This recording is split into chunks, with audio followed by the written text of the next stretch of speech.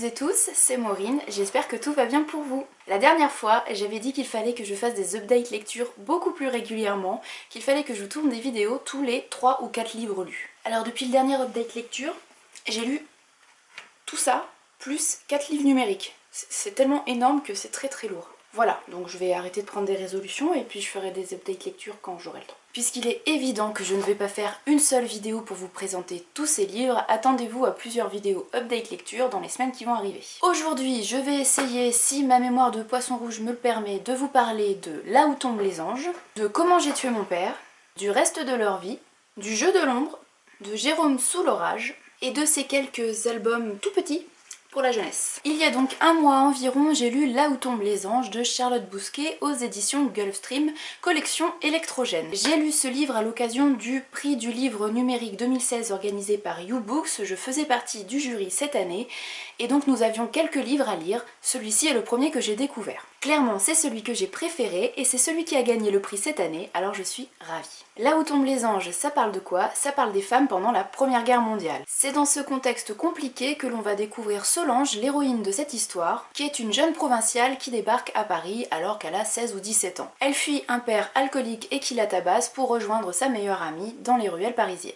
Si sa meilleure amie, Lily, est une jeune fille pleine de vie qui profite de sa liberté, qui est danseuse, chanteuse dans les cabarets, Solange est elle beaucoup plus timide et réservée. Malgré tout, elle va profiter des premiers mois de cette liberté retrouvée pour rencontrer des gens, sortir, faire la fête. Elle va tomber amoureuse d'un jeune homme, mais très vite elle va reculer, elle va freiner des 4 fers parce que ce qui lui fait le plus peur, c'est un avenir incertain. Avec ce jeune homme qui est aventurier, artiste, elle a peur de vivre une vie de pauvreté, alors elle arrête la relation très rapidement. Elle accepte les avances d'un homme un peu plus posé, un peu plus sérieux, en tout cas c'est ce qui paraît au premier abord, un homme qui est riche et qui pourra lui offrir une vie confortable. Après plusieurs mois d'avance assez insistantes, elle accepte, elle l'épouse. Malheureusement, si Solange vit dorénavant dans une belle maison, possède de belles robes et sort dans de belles soirées, va au théâtre, à côté de ça, elle est complètement emprisonnée par un mari qui se révèle complètement possessif, jaloux et qui finit par se montrer violent. Si vous me connaissez un petit peu, vous vous doutez très certainement qu'avec Solange, ça a été très difficile. Suivre une héroïne qui parvient à se soustraire à la violence d'un père, mais pour ensuite tomber quasiment directement sous la violence, sous l'emprise d'un mari possessif, jaloux et qui se soumet et qui est passive et qui ne fait rien, ça a été très difficile pour moi de suivre Solange. J'avais envie de la secouer, j'avais envie d'entrer dans le bouquin et de lui mettre des claques. Clairement. Alors je sais qu'on est au début du XXe siècle, qu'il n'y a pas encore eu la libération des conditions féminines. Je sais qu'à cette époque-là, si vous n'aviez pas un père qui était riche, si vous n'aviez pas un frère qui pouvait prendre soin de vous, ou si vous n'aviez pas un mari pour vous entretenir, vous ne pouviez pas vraiment rêver à une vie très confortable. Mais ce que je trouve qui accentue encore plus la faiblesse et la soumission de Solange, c'est qu'à côté de ça, on a Lily qui vit à la même époque, mais qui elle est complètement libérée, qui vit ses envies, qui vit ses amours, qui travaille, qui fait ce qu'elle veut. Alors certes, elle est pauvre, certes, elle a une vie compliquée, certes, elle va avoir une vie triste, mais au moins, elle est libre. Et je trouve que l'auteur, forcément c'est bien joué, a mis en parallèle 2 jeunes filles complètement opposées, au caractère complètement opposé, et évidemment, moi je suis beaucoup plus Lily que Solange, et Solange au début, c'était horrible et j'ai même cru que j'allais arrêter le livre tellement c'était difficile pour moi de la voir se détruire comme ça, d'être aussi passive, d'accepter de se retrouver dans les filets d'un mari possessif, tout ça pour avoir une vie confortable, tout ça parce qu'elle a peur de vivre une vie peut-être un peu plus exaltante mais beaucoup moins certaine. Bref, vous vous dites t'as pas aimé l'héroïne et t'as failli arrêter la lecture. Comment tu as pu apprécier ce livre à la fin? Parce que j'ai vraiment beaucoup apprécié ce livre au final. Et ce qui m'a fait apprécier ce titre, c'est justement l'évolution de Solange qui petit à petit se libère des carcans de cette société du début du XXe siècle. Alors c'est vraiment très progressif. Et au final, elle reste un petit peu emprisonnée dans ses convictions, dans la culture qu'on a pu lui donner. La culture qui, je vous le rappelle, est notamment au moment de la Première Guerre mondiale, disait aux femmes, surtout restez bien à la maison, élevez des enfants et surtout faites beaucoup d'enfants pour repeupler la France. Donc quand votre mari est en permission et rentre à la maison, surtout vous écartez les jambes et vous vous taisez. Donc forcément élevée dans cette idée, pour Solange c'est un petit peu difficile de se battre contre ça et d'aller contre ça. Mais petit à petit elle y arrive, elle va entrer dans un cercle d'artistes, dans un cercle littéraire, elle va rencontrer des personnes très intéressantes, très ouvertes, elle va faire des expériences un petit peu particulières et très osées, on n'aurait jamais pu penser qu'elle serait allée jusque là en la découvrant au début du texte. Bref, Solange se libère. Et vraiment, j'ai beaucoup apprécié cette évolution qui reste, je répète, très crédible parce qu'elle est vraiment faite petit à petit. Ce qui est aussi très crédible, c'est ses sentiments, cette relation qu'elle a pour ce mari que d'un côté elle déteste puisque c'est un homme qui est violent, qui est possessif, jaloux, qui l'emprisonne, qui l'empêche de faire tout. Elle n'a pas le droit de voir ses amis, elle n'a pas le droit de sortir, elle n'a pas le droit de porter ce qu'elle veut, enfin bon bref, un mari tortionnaire, donc d'un côté elle le déteste et on peut le comprendre, et en même temps elle a une sorte d'amour et de respect pour lui puisqu'il a un petit peu sorti de sa condition précaire. Et là encore, j'ai trouvé ça très crédible et très bien amené. Mais là où tombent les anges, c'est pas seulement l'histoire de Solange qui vit dans ce Paris de la Première Guerre mondiale, mais aussi l'histoire de toutes ces femmes qui sont restées à l'arrière et qui elles aussi combattent, qui elles aussi participent à l'effort de guerre. Certaines entrent dans des usines d'armement pour construire, fabriquer les armes qui seront ensuite envoyées au front. D'autres deviennent ce qu'on appelle les anges blancs, ces infirmières qui vont au chevet des malades, qui leur tiennent compagnie et qui, plus que des soins vraiment médicaux, seront vraiment une présence apaisante pour les soldats. Et puis on a aussi celles qui vont directement sur le front pour distraire les soldats avec de la danse, du chant, de la prostitution, etc. Donc comme vous le voyez, Là où tombent les anges, ce n'est pas seulement un livre historique qui parle des femmes pendant la Première Guerre mondiale, ce n'est pas non plus qu'un livre qui parle d'une femme pendant cette période, d'une femme qui est battue, d'une femme qui est soumise à un mari tyrannique. Non, c'est un petit peu un mélange des deux. Beaucoup de thèmes sont abordés, évidemment principalement la condition féminine, qui est un thème qui, comme vous le savez, me tient beaucoup à cœur. Donc forcément c'était une histoire qui ne pouvait que me parler, et en plus j'ai beaucoup apprécié le style de Charlotte Bousquet, qui ne nous fait pas simplement un récit banal linéaire, mais qui utilise plusieurs points de vue, plusieurs structures dans son récit, puisqu'en plus du récit au passé simple, à l'imparfait, le récit banal, le récit normal, on va également avoir toutes les entrées de Solange, toutes les entrées qu'elle écrit dans son journal, donc c'est à la première personne du singulier, et on va aussi avoir plusieurs lettres de plusieurs personnages que l'on va découvrir comme ça au fil des chapitres, ce qui permet d'avoir des points de vue un petit peu différents, de personnages masculins ou de personnages féminins un petit peu plus secondaires, ce qui fait qu'on a des éléments, des informations sur tout ce qui peut se passer à la fois sur le front, à la fois dans les usines, à la fois à l'étranger, puisque Lily, la meilleure amie de Solange, part en Amérique latine pour suivre un amoureux. Donc j'ai trouvé que c'était à la fois un récit qui était riche du point de vue de la forme, du style, de toute la narration, mais également sur le fond, puisque je ne vais pas me répéter, mais on a pas mal de thèmes qui entrent en jeu, et puis voilà. La condition féminine, en plus avec l'aspect historique qui est pas mal documenté, je pense que Charlotte Bousquet a fait pas mal de recherches et ça se sent.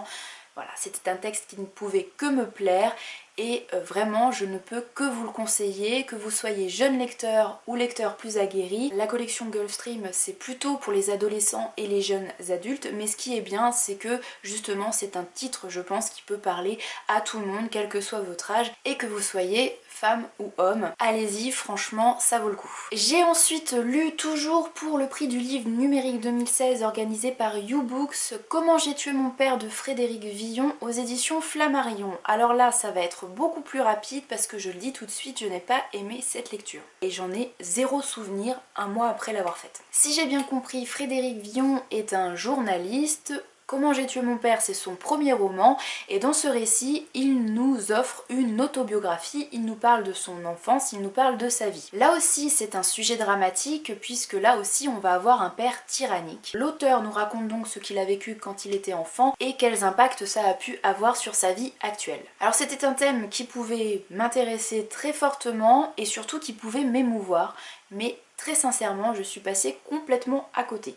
J'ai trouvé que c'était très froid, qu'il y avait beaucoup de barrières avec le lecteur, et j'ai même été gênée plus d'une fois avec le témoignage que nous offre là Frédéric Villon, puisque j'ai trouvé que c'était presque du voyeurisme.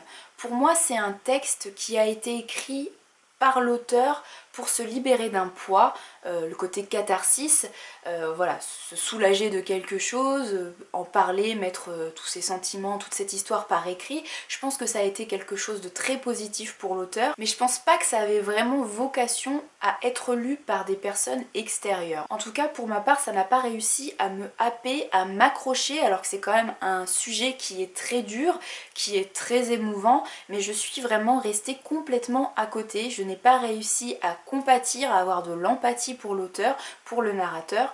Et donc voilà, autant je peux comprendre que c'est un texte qui a fait énormément de bien à son auteur quand il l'a écrit, que c'était nécessaire pour lui pour avancer, pour tourner la page, mais en tant que receveur de ce texte, de cette histoire, je suis passée à côté, j'ai pas été touchée et j'en suis la première désolée. Troisième et dernier roman lu à l'occasion du prix du livre numérique 2016, c'est Le reste de leur vie de Jean-Paul Didier-Laurent aux éditions Au Diable Vauvert. Autant le dire tout de suite, j'ai beaucoup aimé cette lecture qui m'a mis du baume au cœur, qui m'a fait du bien, mais contrairement à Là où tombent les anges de Charlotte Bousquet, qui a vraiment eu un impact très fort, qui m'a marqué et qui je pense a une envergure un petit peu plus grande, là pour le reste de leur vie, c'est un texte qui fait du bien sur le moment quand on le lit. J'ai eu envie de le comparer plusieurs fois au téléfilm de Noël qu'on peut voir sur TF1, sur M6 pendant cette période de l'année. C'est des téléfilms qui, voilà, font du bien, mettent du baume au cœur, on est content, il y a de l'amour, il y a des bons sentiments, et on ressort de ces films, de ces téléfilms, très heureux, voilà, on a le sourire aux lèvres. Le reste de leur vie, c'est exactement pareil, et pour les deux supports, moi je trouve que même si on passe un bon moment sur le coup, ce sont des choses qu'on oublie très très vite et qui n'ont pas forcément un impact sur la durée, qui n'ont pas forcément une envergure très grande. Donc tout dépend ce que vous attendez d'une lecture. Si vous voulez juste vous distraire, ce livre peut être parfait. Si vous vous attendez à des messages un petit peu plus profonds, un petit peu plus forts qui pourront vous marquer de longs mois, je suis pas sûre que le reste de leur vie fera votre affaire. Le reste de leur vie, c'est un roman à plusieurs voix. On va découvrir Manel, qui est une jeune aide à domicile qui intervient chez les personnes âgées. Sa vie quotidienne est rythmée par ses visites chez plusieurs personnes âgées différentes, et autant dire que la vie n'est pas facile tous les jours, puisque les personnes âgées, et on le sait, ne sont pas faciles tous les jours. Mais il y a un monsieur chez qui Manel adore aller, c'est un petit peu son bonheur quotidien. Il s'agit de Samuel, qui est un vieux monsieur pour lequel elle a beaucoup de tendresse. Malheureusement, on l'apprend très vite, Samuel est malade, il a une maladie incurable qui le fait beaucoup souffrir. De l'autre côté, on a Ambroise, je crois, qui est thanatopracteur. Thanatopracteur, c'est celui qui s'occupe des morts. Alors même si Ambroise c'est un beau gosse qui multiplie les conquêtes, dès qu'il leur dit quel est son métier, elle s'enfuit tout en courant. Mais Ambroise, en plus d'être le beau gosse, c'est aussi un gentil garçon puisqu'il vit avec sa grand-mère dont il prend soin au quotidien. Et cette grand-mère qui s'appelle Beth, c'est un petit peu l'élément comique de l'histoire et on va très vite le découvrir. Pendant la première grosse moitié du roman, on a vraiment une séparation entre les deux groupes de personnages. D'un côté, Manel et Samuel, et de l'autre, Ambroise et sa grand-mère Beth. Et puis, vous vous en doutez, tout ce beau petit monde va se retrouver réuni. Comment ça se passe? En fait, Samuel a décidé, pour arrêter de souffrir, de se rendre en Suisse pour obtenir une mort assistée. Et comme il est très prévoyant, il a choisi l'entreprise d'Ambroise pour s'occuper de son corps lorsqu'il sera décédé. C'est donc un road trip en corbillard qui commence et vous vous en doutez, tout ne va pas se passer comme prévu. Alors j'ai trouvé cette histoire souvent drôle, parfois émouvante, mais aussi très peu crédible. Alors effectivement, on lit pas ce genre de roman où on regarde pas des téléfilms de Noël pour la crédibilité, ça se saurait, mais moi j'aime bien quand même quand il y a un petit peu de réalisme derrière, parce que là, vous vous en doutez très certainement, il va évidemment y avoir une magnifique histoire d'amour entre Manel et Ambroise, évidemment. Et évidemment, tout est bien qui finit bien. Je ne vous dis pas comment puisque le cheminement jusqu'à ce happy end est assez amusant et quand même assez surprenant, je dois bien l'avouer, j'avais pas vu les choses venir. Je me doutais que ça allait bien finir mais je ne savais pas comment l'auteur allait réussir à avoir une fin heureuse et il l'a eu d'une façon surprenante, donc c'est un petit peu le point positif. Le gros plus de cette histoire à mon avis ce sont les personnages qui sont attachants, notamment les secondaires, Samuel et Beth. Manel et Ambroise sont peut-être exactement là où on les attend, donc c'est peut-être un petit peu dommage, mais ça reste quand même des personnages agréables à suivre et qui fonctionnent bien. Bon, niveau intrigue, comme je vous le dis, la crédibilité, on repassera, mais c'est une histoire qui fait du bien, un voyage avec son lot de rebondissements et qui se termine bien. Voilà, le reste de leur vie c'est pas extraordinaire, mais c'est amusant, ça met du baume au cœur, c'est émouvant, et finalement, est-ce qu'on a besoin de plus? J'ai continué du côté des auteurs français, mais cette fois je suis allée du côté du thriller, puisque j'ai lu Le Jeu de l'ombre de Sir Cédric aux éditions du Pré-au-Clair. Sir Cédric, je l'ai déjà lu à plusieurs reprises, que ce soit dans ses thrillers ou même dans ses écrits de jeunesse, donc un peu plus gore, un peu plus trash. C'est un auteur que j'aime bien, je trouve que ses histoires fonctionnent toujours très bien, notamment ses thrillers. C'est immersif, c'est rythmé, et si vous aimez le fantastique, il y a toujours un petit élément surnaturel dans les histoires de Sir Cédric. A noter qu'en dédicace, l'auteur est absolument adorable, et voilà, vous ne pouvez plus reculer, il faut lire un Sir Cédric. Bon, par contre, il écrit très très mal, et on peut pas tout avoir. Comme d'habitude avec Sir Cédric, ce sont des thrillers qui se passent en France, et je trouve que c'est assez rare pour le signaler. Dans ce roman, on va suivre deux intrigues assez distinctes, en tout cas au départ. La première, c'est l'histoire de Malko, qui est une jeune star du rock, un musicien qui a énormément de succès, qui a toutes les filles qu'il veut, et il est un des meilleurs représentants de l'adage sexe, drogue et rock'n'roll. Une nuit après un concert à Carcassonne, Malko prend sa voiture et a un terrible accident. Il passe par-dessus un pont et fait une chute de 30 mètres. Il s'en sort quasiment sans aucune égratignure, mais on le comprend assez vite, un problème qui n'est pas forcément visible fait son apparition. Malko n'est pas devenu sourd, il entend les conversations, mais son cerveau ne reconnaît plus la musique, les phrases mélodiques, il n'arrive plus à percevoir la musique dans son ensemble. Pour le musicien qu'il est, c'est la catastrophe. Malko ne vit que pour la musique, que pour la scène. Découvrir qu'il est dorénavant incapable de percevoir le moindre son et de jouer la moindre note, ça va être le début pour lui de la descente aux enfers. Et je vous dirais juste, pour ne pas trop vous spoiler, qu'il commence à avoir quelques hallucinations, et les hallucinations quand même bien palpables et bien flippantes. De l'autre côté, on retrouve Alexandre Vauvert, qui est un flic qui mesure au moins 2 mètres. Si je dis qu'on le retrouve, c'est que c'est un flic qu'on avait déjà pu découvrir dans un des autres romans de Sir Cédric, à savoir L'Enfant des cimetières, que j'avais beaucoup aimé.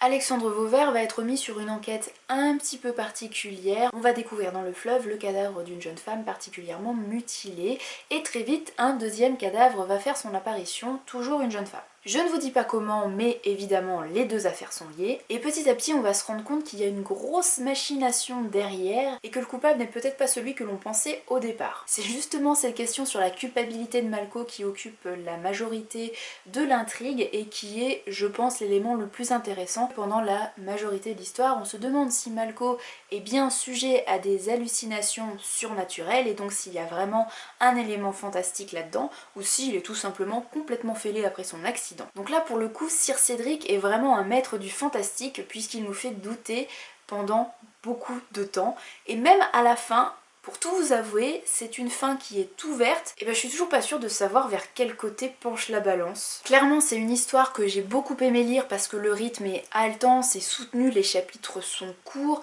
l'écriture est incisive et percutante, bref ça se lit vraiment très très bien, vous tournez les pages à toute vitesse, vous vous dites à chaque fois allez encore un petit chapitre avant d'éteindre, et donc voilà, on arrive au bout très très vite. Donc pour ça, ça marche super bien. Sir Cédric maîtrise vraiment son récit, sa construction narrative, il n'y a aucun souci, il nous fait les révélations là où il faut, il nous pose d'autres questions là où il faut, et on n'a qu'une envie, c'est avoir le fin mot de l'histoire.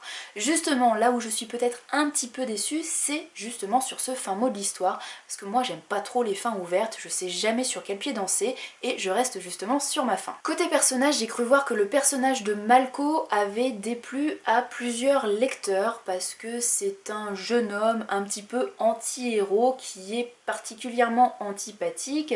C'est une star capricieuse, un homme égoïste qui collectionne les femmes, qui les jette au petit matin et encore parfois au milieu de la nuit, qui prend ce qu'il a envie de prendre, c'est un drogué, paumé, bref, c'est pas un type franchement super sympathique, mais j'ai été curieuse de suivre son histoire et ça m'a pas déplu de suivre son aventure. Alors oui, on n'est pas devenus meilleurs amis et clairement c'est pas du tout le genre de personne que j'aurais envie d'avoir dans mon entourage, mais voilà, c'est un personnage que j'ai trouvé intéressant, plutôt bien croqué, et qui m'a donné envie de le suivre sur 450 pages. Je regrette un petit peu par contre le côté secondaire du personnage d'Alexandre Vauvert, qui est un personnage vraiment très intéressant et complexe, et là Oui, c'est le flic principal, oui, c'est celui qui mène l'enquête, mais il est quand même au second plan, il est derrière Malko, et donc on le voit pas assez longtemps à mon goût, ça a un goût de trop peu. Si vous aimez les thrillers, si vous aimez le monde de la musique, et si vous aimez cette petite touche de fantastique qui vous fait douter de la psychologie de certains personnages, je pense que les thrillers de Sir Cédric pourront vous plaire, et notamment ce jeu de l'ombre. Dernier roman que je souhaite vous présenter aujourd'hui, il s'agit de Jérôme sous l'orage de Sébastien Soubré-Lanabert aux éditions Malpertuis.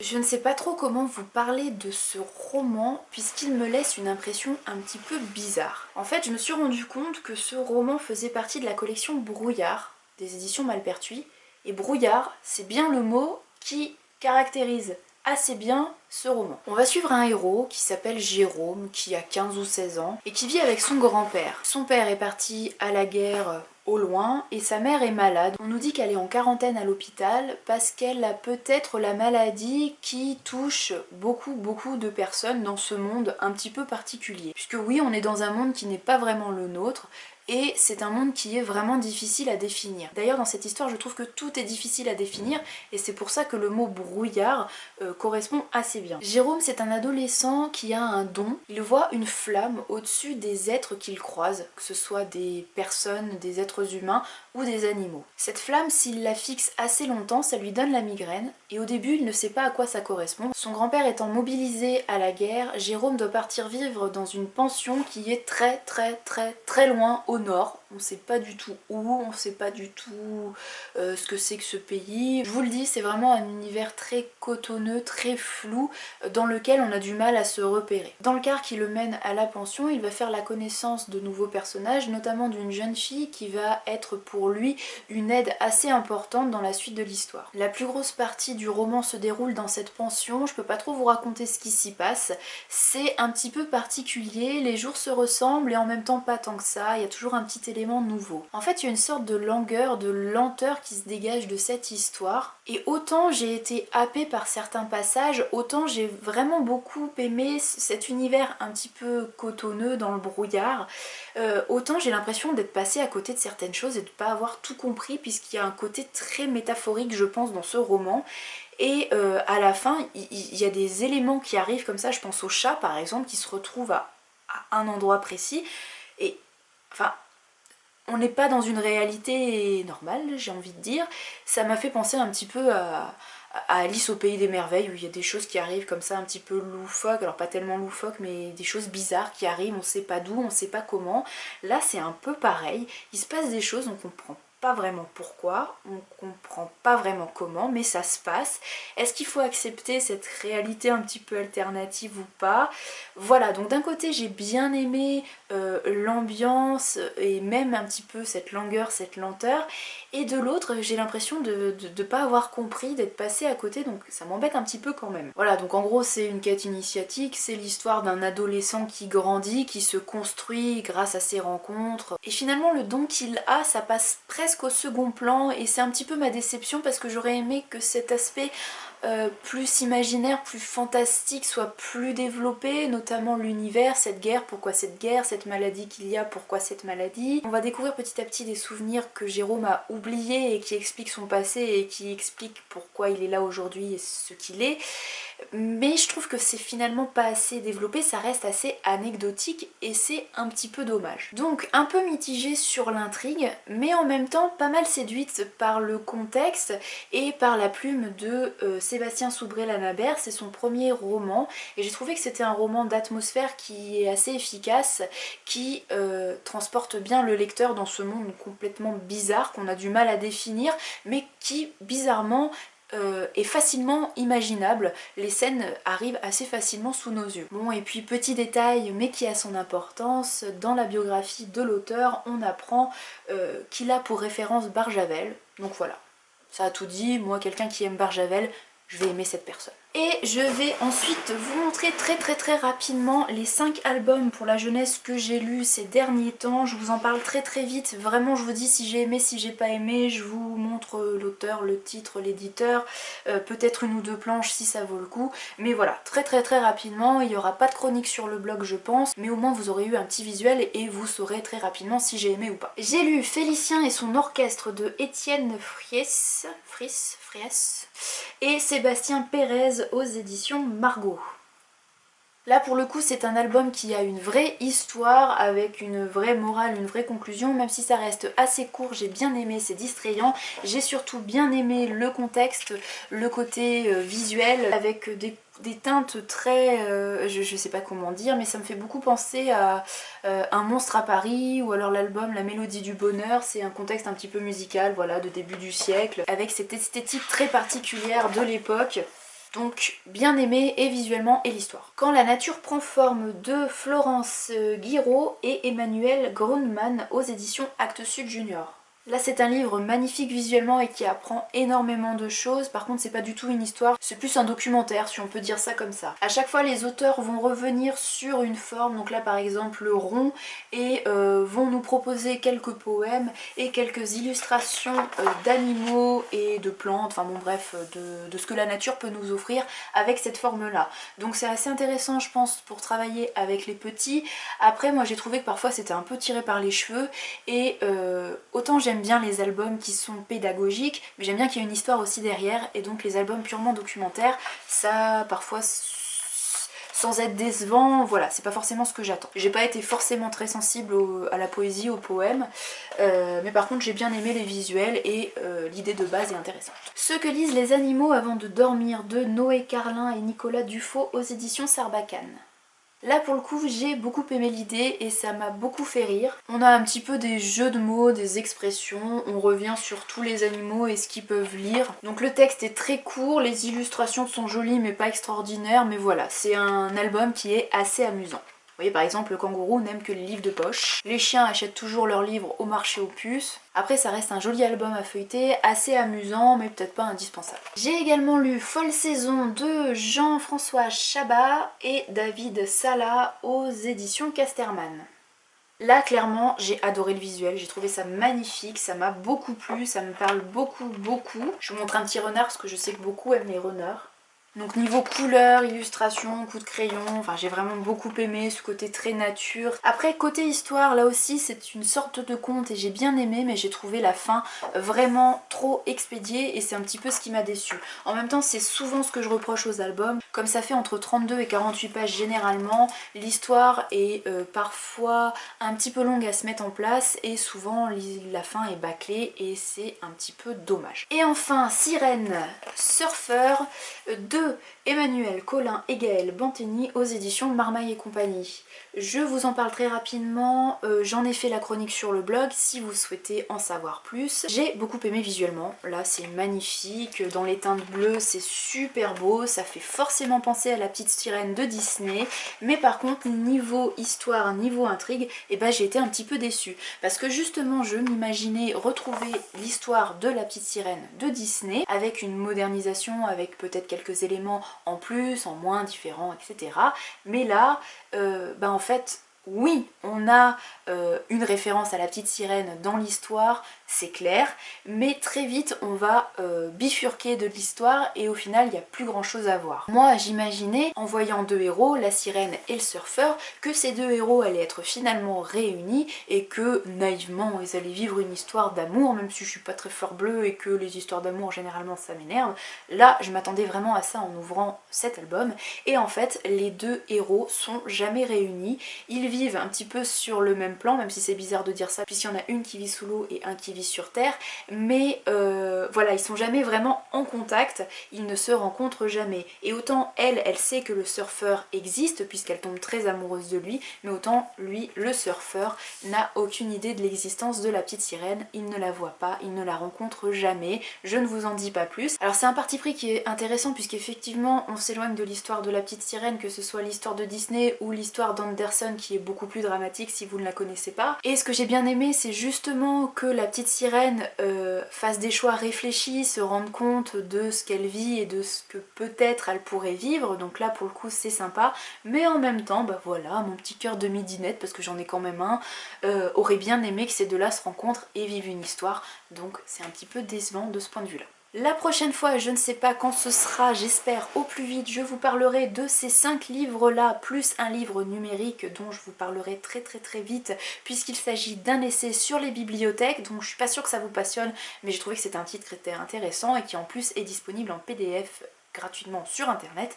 Bref, je vous en parle plus la prochaine fois, je ne sais pas quand, j'espère que vous serez au rendez-vous et à mon avis d'ici là il y aura d'autres lectures qui se seront ajoutées. J'espère que cette vidéo vous aura plu, qu'elle vous aura donné de nouvelles idées de lecture ou peut-être pas du tout. Si vous avez lu ces livres et avez le même avis que moi ou des avis complètement différents, n'hésitez pas à m'en parler en commentaire, en mail, en tout ce que vous voulez, j'essaye de répondre à tout le monde le plus rapidement possible. Comme d'habitude, n'hésitez pas à commenter, à partager, à liker. Je sais que certains d'entre vous, et c'est la même chose pour moi, je suis la première à ne pas avoir le temps de mettre des commentaires chez tout le monde, mais personnellement j'aime bien mettre des petits pouces bleus, des petits pouces en l'air pour montrer que je suis passée et pour montrer que j'encourage, que j'apprécie le travail qui est fait, même si j'ai pas le temps de laisser un commentaire. Alors n'hésitez pas à mettre des petits pouces bleus, franchement c'est super encourageant, ça fait plaisir et ça fait du bien au moral. Merci à ceux qui ont cette petite attention régulièrement, merci à ceux qui prennent le temps de commenter, franchement vous êtes géniaux.